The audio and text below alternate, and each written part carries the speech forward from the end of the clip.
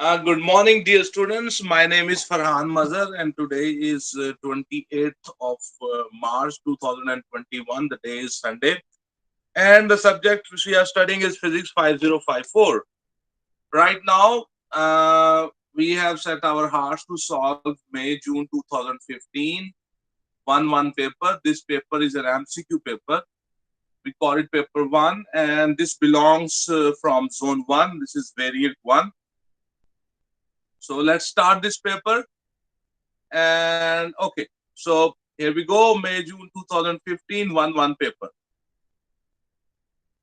So question number 1 is on your screen. In is a mass a scalar or a vector, and is acceleration a scalar or a vector? You see, the mass is a scalar quantity and acceleration is a vector quantity. Mass is a scalar and acceleration is a vector. So question number 1B is the option, and let me highlight it. So question number 1B is the right option. Question number 2, the diameter and the length of a thin wire approximately 50 centimeter in length are measured as precisely as possible. What are the best instruments to use? For measuring the diameter of a wire, we will use micrometer, and for measuring a length which is 50 centimeter, the best instrument will be a rule. So question number 2A is the choice. A student's walk at a constant speed, he takes 100 seconds to walk 160 paces. The length of each pace is 0.80 meter. How far does the student walk in 50 seconds? So let me show you my work. I've done this on a paper. So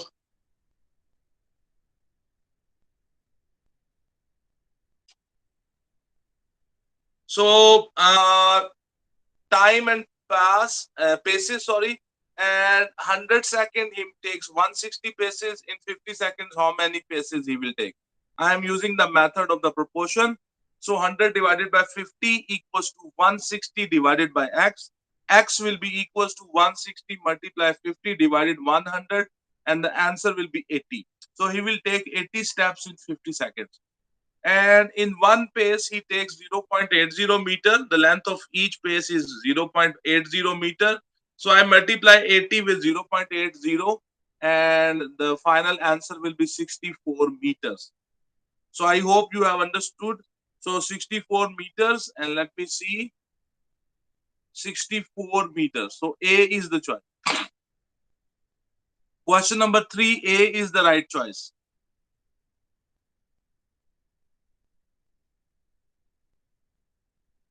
The mass of a stone is found on Earth using a pan balance. The weight of the stone is found using a Newton meter. So the pan balance will be is used to measure the mass, and the Newton meter is used to measure the weight. And you know the mass remains constant whether you measure it on the Earth or you take it to the moon. The mass will be constant. The Newton meter measures the weight, and the weight depends upon the gravitational field strength. And you know, with the change in the location, the value of the gravitational field strength can change. That's why if the reading of the weight will be different on the moon, and the reading on the weight on the Earth will be different. The reason is the gravitational field strength of the moon is different, whatever the gravitational field strength we have on the Earth. So the reading on the pan balance will be same, and the reading on the Newton meter will be different. So I think D is the choice. So not the D, sorry. The reading on the pan balance will be same, but the reading on the Newton meter will be different. So B is the choice. Question number 4, B is the right choice. The reading on the pan balance will be the same, the mass will be the same, but the weight will be different. So the reading on the Newton meter will be different. So question number 4, B is the right choice. The table shows the weights and the masses of 4 objects on different planets. On which planet is the gravitational field strength the largest? You see, in each option, the weight is given, the mass is given. we know that the W is equals to mg. So if you want to find out the G value, the gravitational field strength, we want to find out the value of the gravitational field strength. So the G value can be found G equals to weight divided by mass. So for each option, you will find out the G value. You will weight, you will divide it with the mass. For example, 2 divided by 20, 4 divided by 30, 6 divided by 40, 8 divided by 50. We will get the value of the G in the four options and we will see which one is the best. We are looking for the largest value. So let me show you. So in the first A option, the G value is 0.1. In B, the G value is 0.133. In the C, the G value is 0.15. And in the D, the G value is 0.16. So we were looking for the largest value of the gravitational field strength, that is G 0.16 Newton per kg. So you see that D is the answer.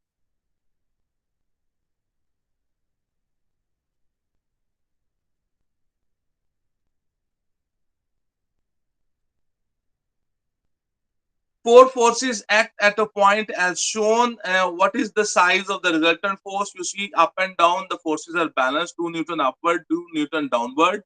Right and left, to the right we have 4 Newton force and to the left we have 8 Newton force.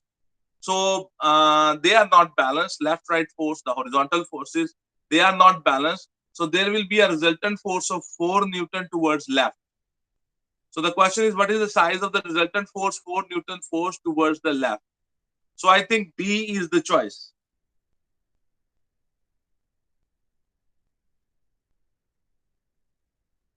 A student drops from rest a table tennis ball in air. It's very important.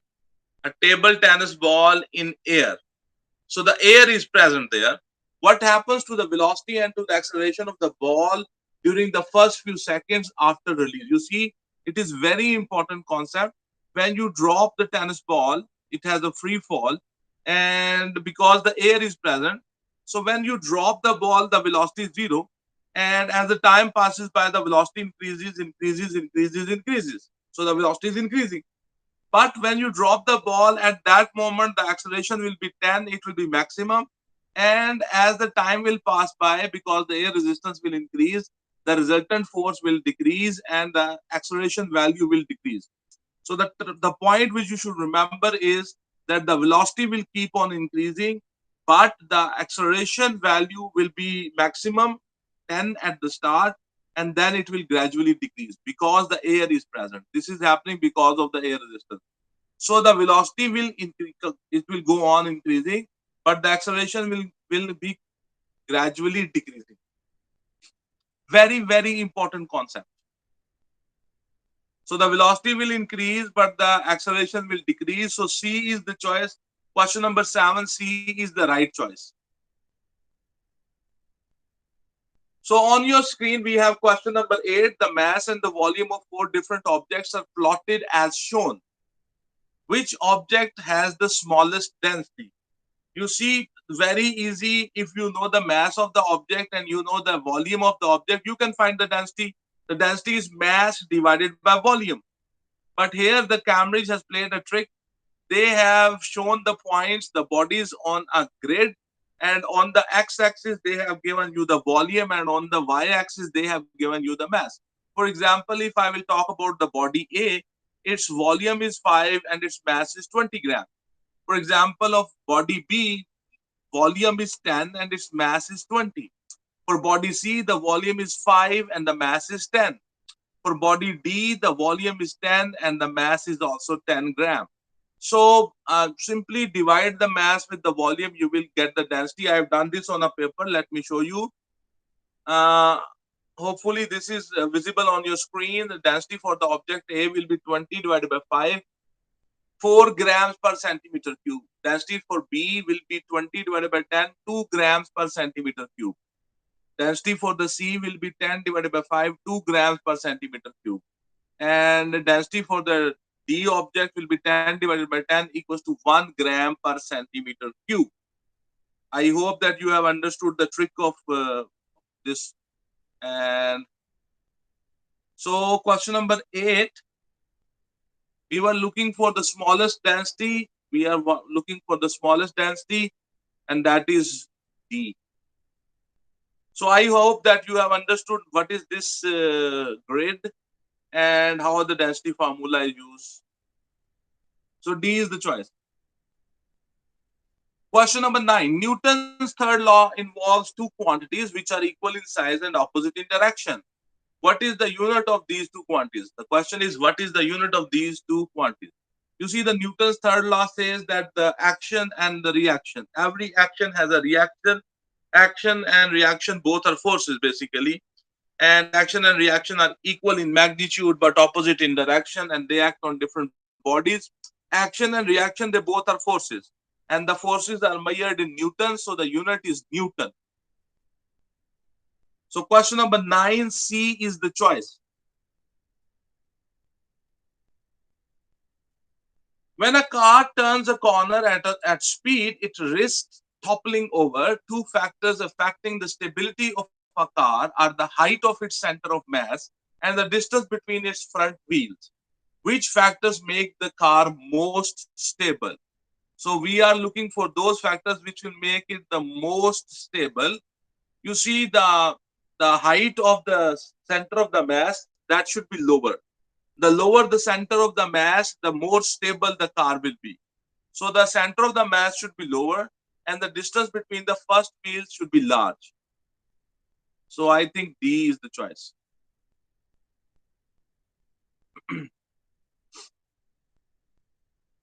A cyclist travels along a horizontal track at constant speed. So he is moving with a constant speed. The work done by the cyclist is equals to, you see, the work done by the cyclist when he's moving with a constant speed. We always remember this thing: when you are moving at a constant speed, your work done is converted into thermal energy. So D is the choice. A option, a change in the kinetic energy, that's wrong, because it's the body, the cyclist is moving at a constant speed, so its kinetic energy is not changing. And B and C are totally wrong because he is saying force. Work done is not comparable with the force. A 2.0 kg mass has 300 joules of kinetic energy. What is the speed of the mass? You know, the kinetic energy is given, that's 300 joules. The mass of the object is given, that's 2 kg. And he wants you to find out the speed. The formula for the kinetic energy is 1 by 2 mv square. Kinetic energy is equals to 1 by 2 mv square. So we just have to put the values and we will be able to give the right answer. Kinetic energy is equals to 1 by 2 mv square. So kinetic energy is 300 joules, 1 by 2, mass is 2 kg, V is question. So V square will be equals to 300, and the V, we take the square root on both the sides, 17.32 meter per second. So C is the choice.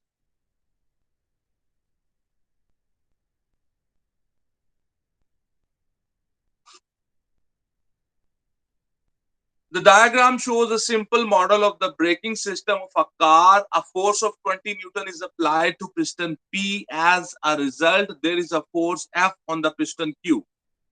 Piston P has an area of 5.0 centimeters square and piston Q has an area of 25 centimeters square.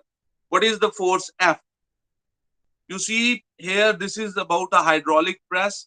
The whatever is the pressure in the piston P, same will be the pressure in the piston Q. That's Pascal's principle. And you know the pressure is equals to force divided by area. So F1 by A1 will be equals to F2 by A2. So very easily you can find out the force which is produced in the Q. I have done this on a paper. Let me show you my work. So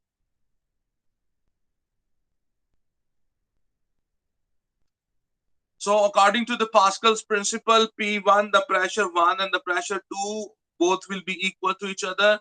So F1 by A1 equals to F2 by A2. F1 is 20 Newton. A1 is 5 centimeters square. F2 is question and the area 2 is 25 centimeters square. Just cross multiply. F2 will be equals to 20 multiplied 25 divided by 5 and the answer will be 100 Newton.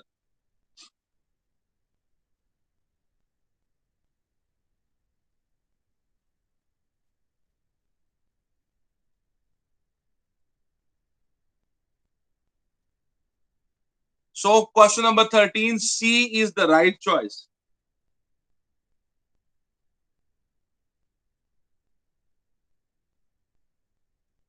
The diagram shows liquids in containers. Which column of liquid exerts the greatest pressure on the base of its container? You know, the pressure of the liquid depends upon the density of the liquid and the height of the vertical height of the liquid.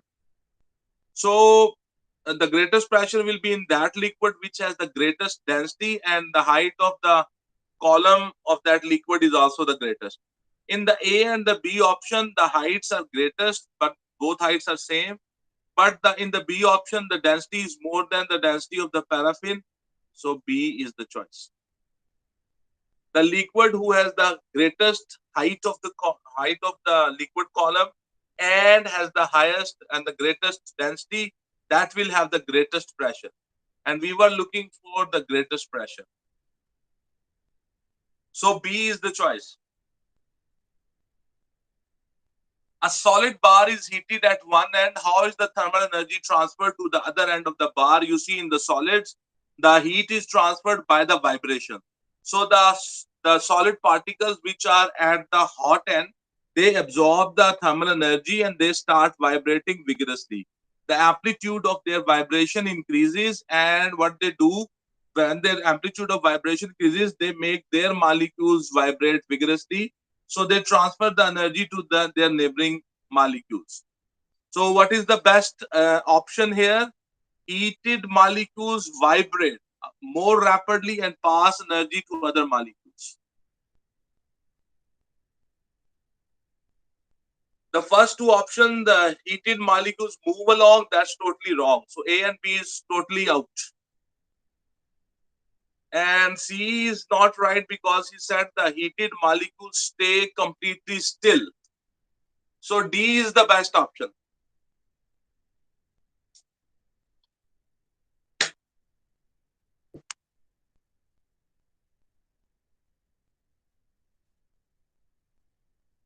The tubes inside solar heating panels use the sun's radiation to warm water. Why are the tubes painted black? You know, we paint them black because they are supposed to absorb the heat energy of the sun. And the black is a very good absorber of the radiation, infrared radiation, I mean. So A is the choice. Question number 16, A is the right choice. Why is there a constriction in the clinical thermometer? We have a constriction, it's a bend in the capillary of the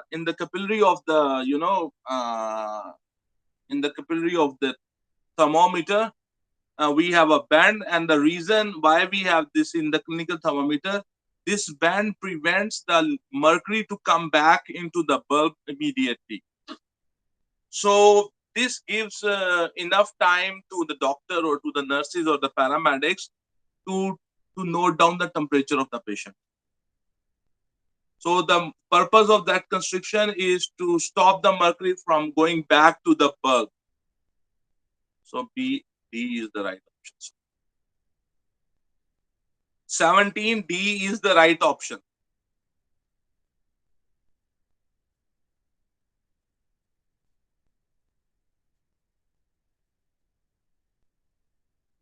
In a liquid in glass thermometer, the liquid column is 2 centimeter long at 0 degrees centigrade, and it expands 10 centimeter when heated to 100 degrees centigrade. Measuring from the P, this is very important word. Measuring from the P, how long is the liquid column at 30 degrees centigrade? So here you have to note down the length of the mercury column when the temperature is 0. We call it L naught, that is 2 centimeter. The length of the mercury column when the temperature is 100 degrees centigrade, we say L100. That will be 12 centimeter. Very important. This is the trick. The length L100 is 12 centimeter. Their question is, when the temperature will be 30, what will be the length of the mercury column? Okay, I've done this on a paper, a very famous numerical this is. And let me show you. So this is a very famous formula, L theta minus L naught divided by L100 divided minus L naught equals to theta divided by 100. L theta is the question, minus L naught 2 divided by L100 is 12 minus L naught, that's 2. Temperature on which we want to find out the length is 30 divided by 100. So L theta minus 2 will be equals to 30 multiplied 10 divided by 100. So L theta minus 2 will be equals to 3. So L theta will be equals to 3 plus 2, 5 centimeters. So at 30 degrees centigrade, the length of the mercury column measured from the P will be 5 centimeter.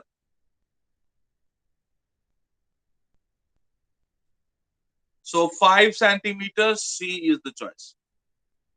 It's a very, very famous type of numerical, and you should understand this.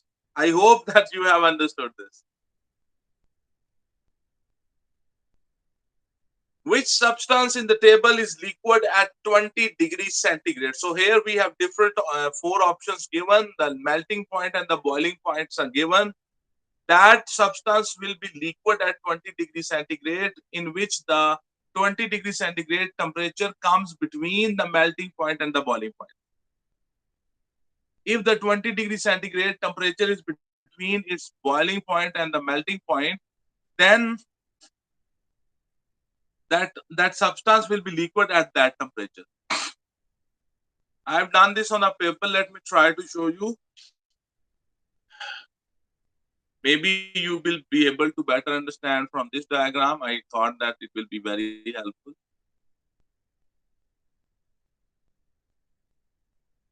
So, the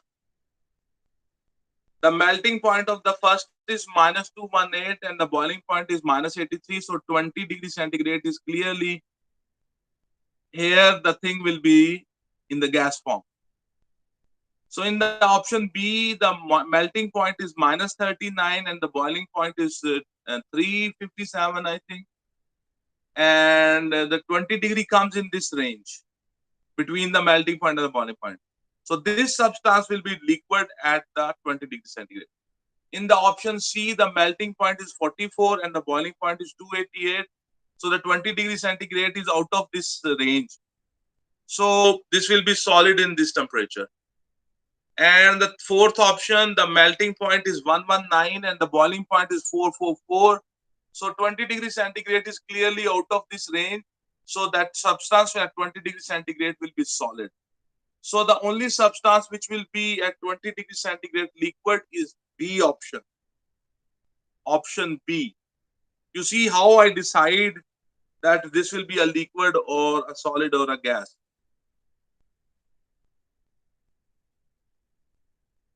So option B, this one. Question number 19, B is the right option, sir. In which situation do sound waves not travel? The sound waves cannot travel when they are in vacuum. Sound waves cannot travel when they are in vacuum. So in which situation do sound waves not travel? From a satellite in space to Earth, because there is a vacuum.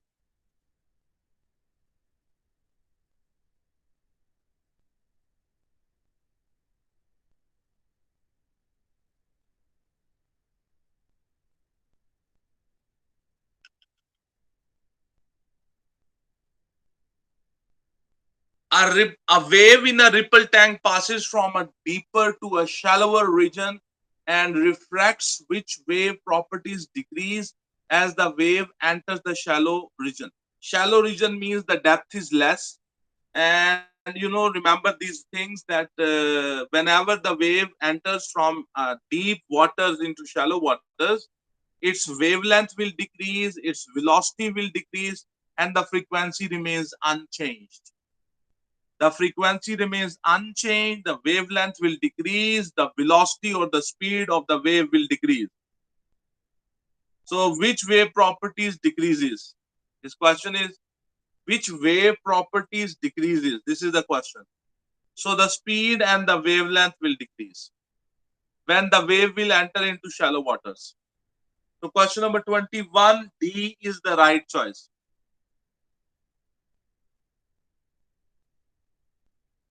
A ray of light is incident on the surface of a glass block as shown in the diagram. The refractive index of the glass is 1.5. The light ray changes. Let me. The refractive index of the glass is 1.5. The light ray changes direction when entering the glass. What is the angle x through which the ray moves? You see, this is the incident ray and this is the refracted ray.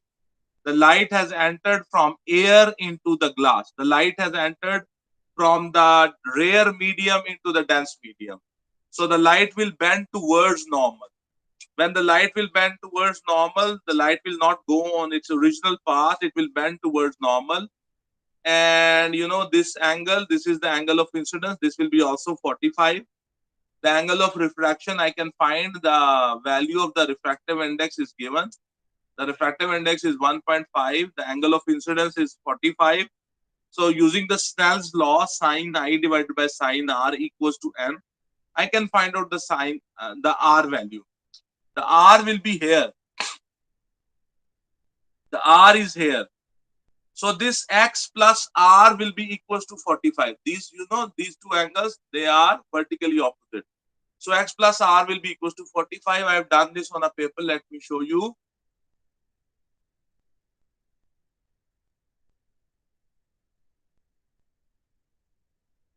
So here you can see that the sine I divided by sine R is equals to n. So sine 45 divided by sine R equals to 1.5. R is equals to sine inverse 0.471. R will be equals to 28.13. Sorry. R value, I know this value of x I want to find out. This x plus R will be equals to this red color 45. The reason is they are vertically opposite to each other. So R plus x is equals to 45 and x will be equals to 45 minus R.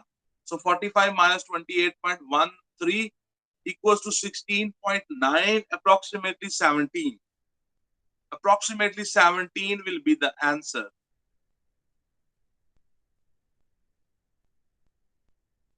So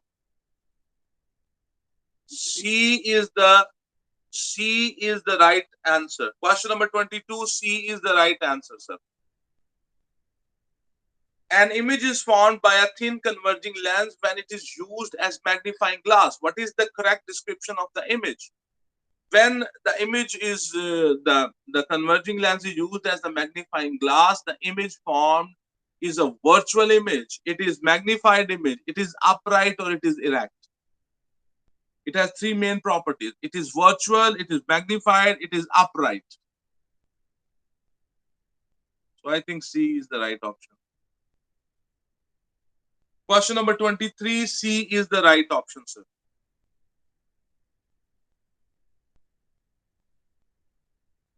A ray of light travels from X to Y along an optical fiber. The angle of incidence at Y is greater than the critical angle. In which direction does the ray of light travels after reaching the point Y? You see, this is an optical fiber. And in the optical fiber, the signals are sent in the form of light. And the process of total internal reflection takes place. So the light will not come out of this transparent optical fiber. From its surface, it will be reflected back into the optical fiber. This process is called total internal reflection. So the angle of incidence and angle of reflection should be same. So the C is the best path where the light can go, because the process of total internal reflection is taking place. So 24C is the option.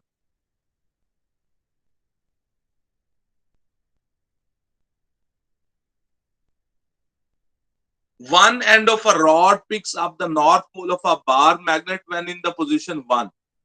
The same end of the rod picks up the south pole of the bar magnet when in position number 2. Which material is the rod made from, and what is the pole at the end P of the rod when in the position 1? You see this rod, the P end of this rod has been attracted to the north pole.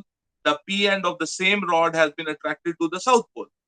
It means this rod is made of some magnetic material, but it is not a magnet because it has attracted both poles of a magnet. It is attracted to the north. It is the same end is also attracted to the south. So it means it is itself not magnetized. So this is made of iron. So in the position 1 at the P, because it is attracted to the north, so here a south pole has been developed. This is called magnetic induction. When you bring when you bring a magnetic material near a magnet, the opposite poles will appear on them. So here we will have a south. That's why it is attracted. So iron and the south pole. Change the size.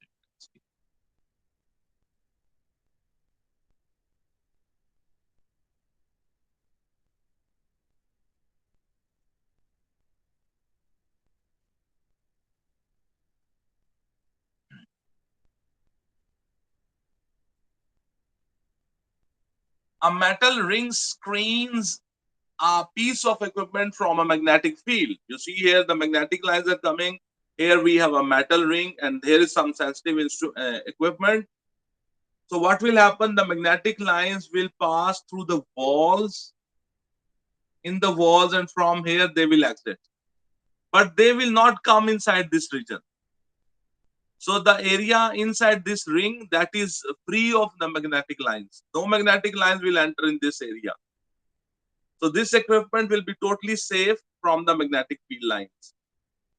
So which metal should be used for the ring and why we use iron and why? Because the magnetic lines will pass through the walls of this metal ring and from this other end they will be exited.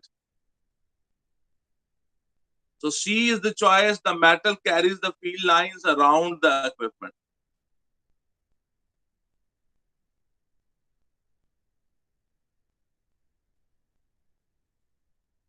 The diagram shows the magnetic field pattern of a current in a solenoid. When the current in the solenoid is increased, where is there an increase in the magnetic field strength? So he has given us 3 points M, L, K, and he wants to know whether the magnetic strength will increase or not. So you see, when you will increase the current flowing in that coil, the magnetic field will become stronger at the point M, at the point L, at the point K. At all those points, whatever was the magnetic field, that will become stronger when you will increase the current flowing through the coil. So A is the option.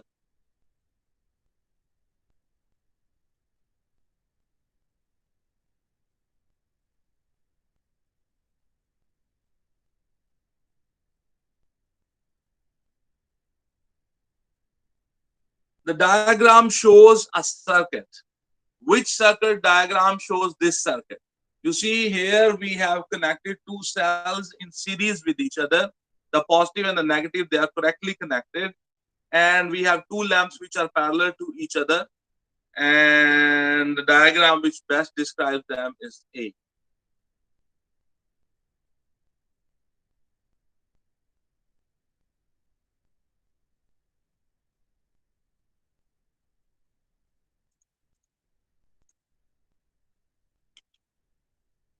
A charge of 7.5 coulomb flows through a resistor in 5 seconds.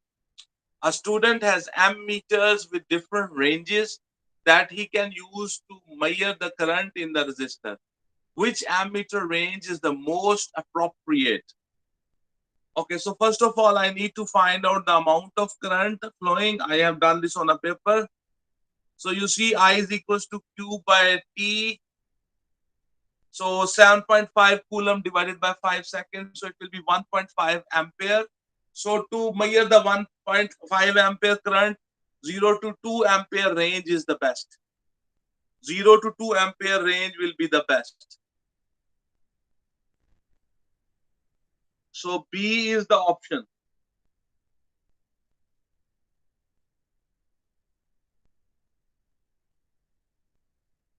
Three identical cells are connected in parallel to a resistor. The cells are connected in parallel to each other. What is the advantage of using three cells in parallel rather than using a single cell? You see, the best, the biggest benefit of using the cells in parallel is they support each other, and their life becomes longer.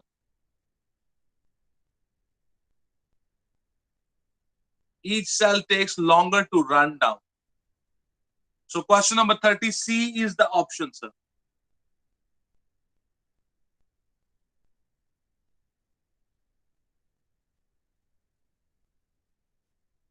When the flash on a camera is used, a charge of 1.5 coulomb flows through the flash tube in 0.0030 seconds. The average voltage across the flash tube is 3600 volt, 3600 volt. What is the electric energy supplied to the flash tube, and what is the average power supplied? You know, the electric energy, the formula is IVT. IVT. I don't know the value of the I, but we can find the value of I. I is equals to Q divided by T. 1.5 coulomb divided by 0.0030 seconds. So I will get the value of the I. So IVT, I will find the electric energy. And if you want to find out the power, the formula is energy divided by time. I've done this on a paper.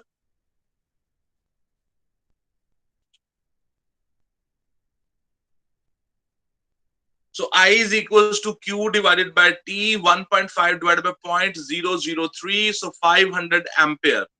So you want to find out the electric energy. So E energy is equals to IVT, 500 multiply 3600 multiply 0.003. So it will be 5400 joules. 5400 joules will be the electric energy. And the power you want to calculate, the power is energy divided by time. And it will be 5400 divided by 0.003. It will be 1.8 expo 6 watt. 1.8 expo 6 watt. Let's check the options.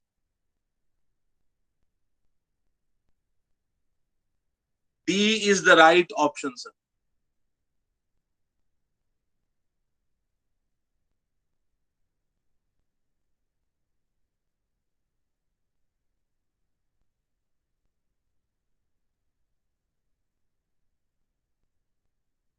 A 1 meter length of wire of cross-sectional area 0.40 millimeter square has a resistance of 2 ohm.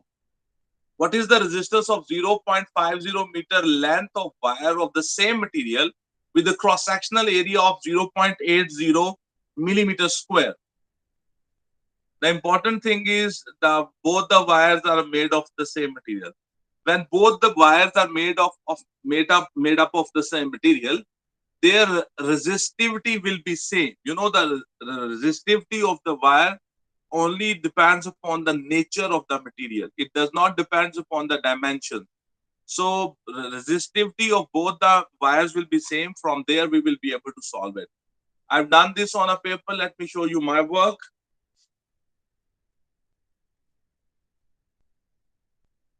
So R is equals to rho L by A, where rho stands for the resistivity. Resistivity 1 will be equals to the resistivity 2. R1 A1 by L1 equals to R2 A2 by L2. R2 is the question. R1 is 200, 2, A1 is 0.40, L1 is 1 meter, R2 is question, A2 is 0.8, and L2 is 0.5. So just put the values. So the value of the R2 will be 0.5 ohm. 0.5 ohm.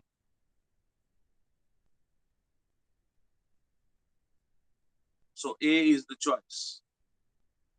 A is the choice. The diagram shows three resistors in parallel. What is the combined resistance? So they want you to find out the combined resistance. because they are connected in parallel. So 1 by R equivalent is equals to 1 by R1 plus 1 by R2 plus 1 by R3. Let me show you my work. I have done this on a paper.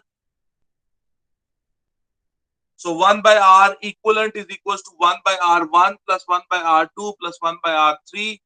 So just put the values and do the calculation. So R equivalent will be 7.5 ohm. So I hope you have understood this. Very easy, simple question. Straightforward, simple question. So 7.5 ohm, let's check the options. 7.5 ohm, A is the choice.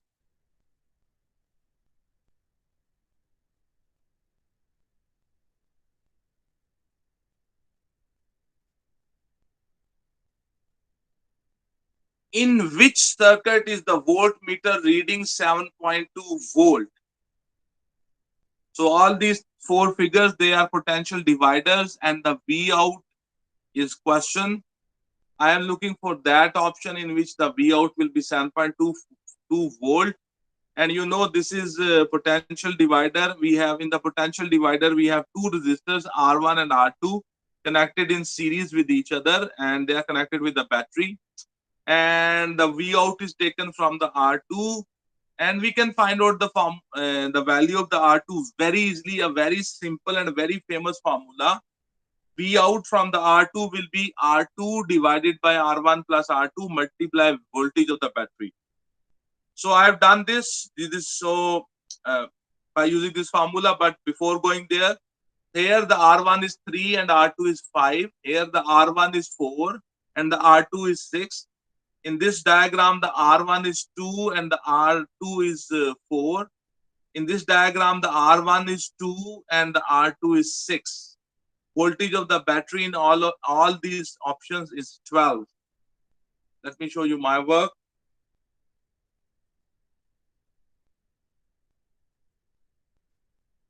So famous formula for the V out is equals to R2 divided by R1 plus R2 multiply the voltage of the battery. So for all the four options, we will do this calculation. And you know, I have calculated the V out. In the first option, the V out is 7.5. In the second option, the V out is 7.2, then 6 volt, then 9 volt. And we were looking for that option in which the V out is 7.2. So B is the answer. B is the right answer.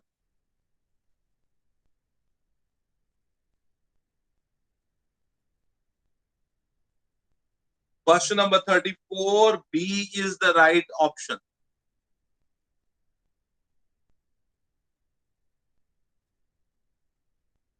The diagram shows the information found on an electric kettle. What is the frequency of the electric kettle supplied?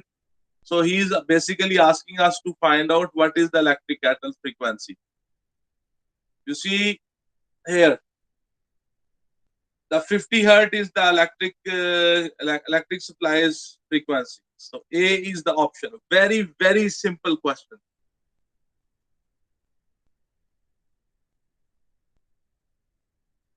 A magnet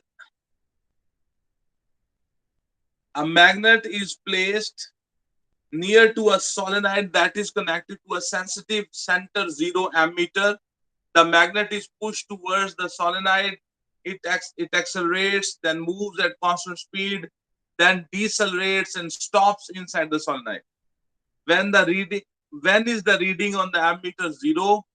You see, the reading on the ammeter zero means no current is induced. The current will not induce when the magnet will be not moving. The galvanometer or the ammeter will show zero reading when the bar magnet will be not moving. When the bar magnet is moving relative to the coil, the EMF is induced, the current is induced in the coil, and the ammeter will show reading. Ammeter will show deflection. It will only not show deflection when the bar magnet will be not moving.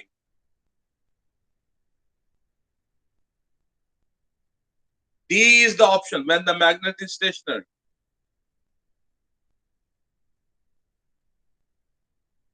A radioactive material decays by this process. Let me increase the size.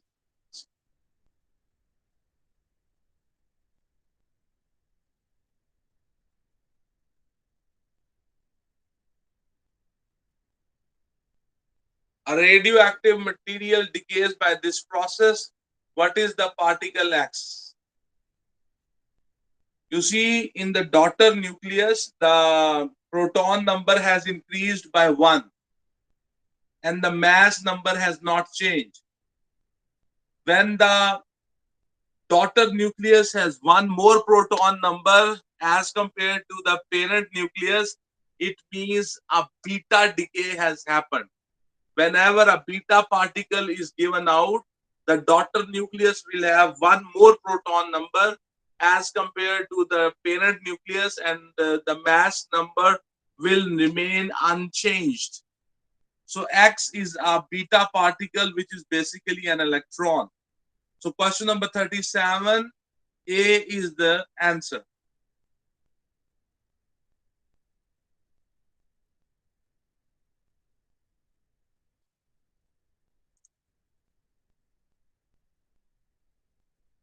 A factory continuously produces plastic sheets. A radioactive isotope and a detector are used to check the thickness of the sheets. What is the most suitable source to use? You can see you cannot use alpha source because the alpha radiation, the alpha particles, their penetration power is very low. So the alpha particles, they only penetrate 3 to 5 centimeter of air. They cannot pass through the paper. So the alpha particles cannot be used here. So A and B are totally out. So C and D, beta, yes, beta is a good thing because the beta penetration power is higher. It will be able to pass through the plastic sheets, and the half-life should be several years, not few minutes. So why we should have half-life of several years?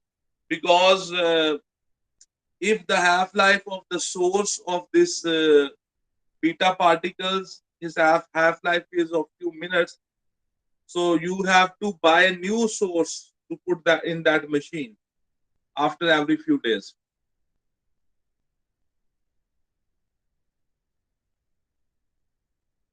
A source contains a radioactive material. Without the radioactive source present, a detector records a background count rate of 20 counts per minute. The source is placed in a fixed position near the detector.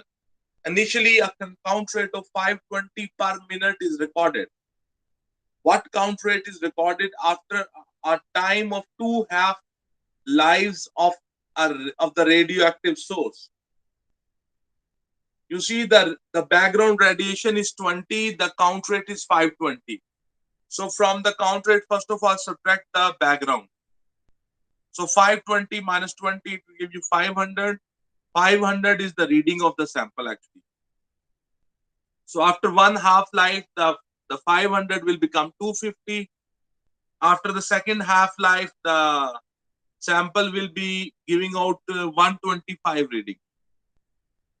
So in 125, first of all, add 20 and the count rate which your detector will tell you will be 145. Let me show you this on the paper. I've done this on a paper.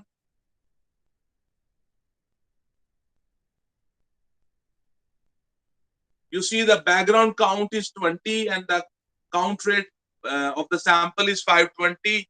The count rate of the sample only will be 520 minus 20, that will be 500. After 1/2 life, it will become 250. Another half life passes by, it will become 125. So the reading on the machine should be 125 plus the background. So 145 will be the reading on the machine. 145.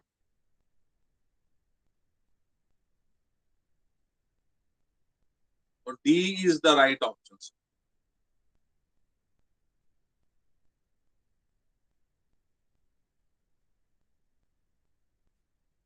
A nucleus contains 94 protons and 240 nucleons. It emits an alpha particle. how many protons and how many neutrons are in the nucleus produced.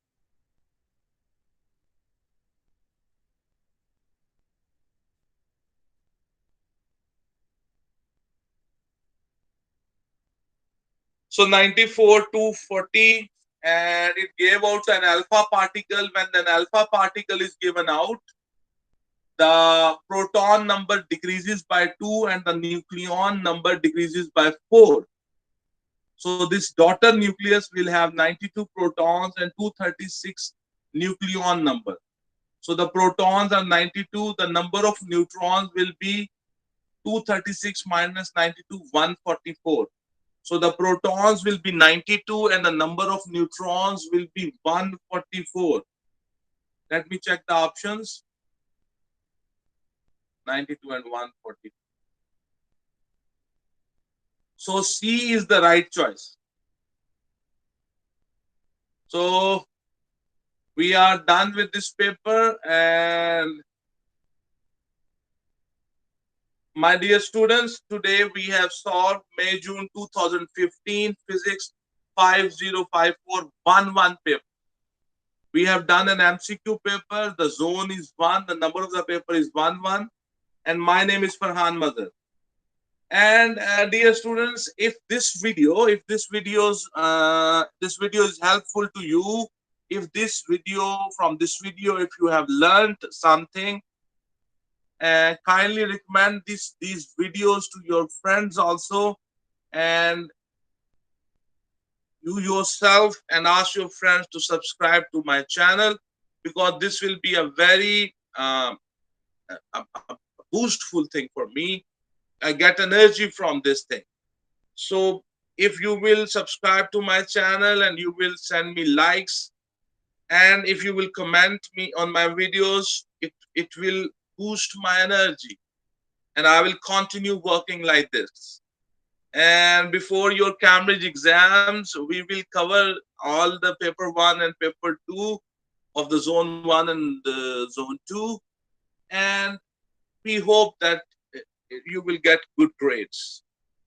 So thank you very much, everybody, and have a good day, and God bless you all.